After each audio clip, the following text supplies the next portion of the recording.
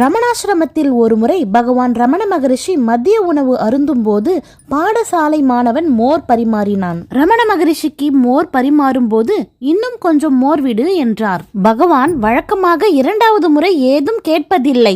ஆனால் வழக்கத்திற்கு மாறாக இரண்டாவது முறை மோர் கேட்டார். வாளியில் மோர் இல்லை. இது பகவானுக்கு தெரியும். ஆனாலும் கேட்டார். பாடசாலை மாணவனும் கிச்சனுக்கு சென்று அங்கிருந்த மோர் வாளியை எடுத்து வந்து மீண்டும் பகவானுக்கு பரிமாறினான். பகவான் சிறிது கையில் வாங்கி சுவைத்தார். சுவைத்த பின், சேஷாத்ரி, முதல்ல நீ போட்ட மோருக்கும் இப்போ போடுறதுக்கும் வித்தியாசம் இருக்கே. இப்போ போட்டது ரொம்ப ஜலமாயிருக்கே, ஏன்னு போய் கேட்டு கொண்டு வா என்றார் பகவான். அவனும் விசாரித்து விட்டு வந்து, பகவானே, அது வேலையாளுக்காக வச்சிருந்த மோராம் என்றான். பகவான் அங்கிருந்தவர்களை கூப்பிட்டு, இதெல்லாம் என்ன பழக்கம்? அவமானமா இருக்கு.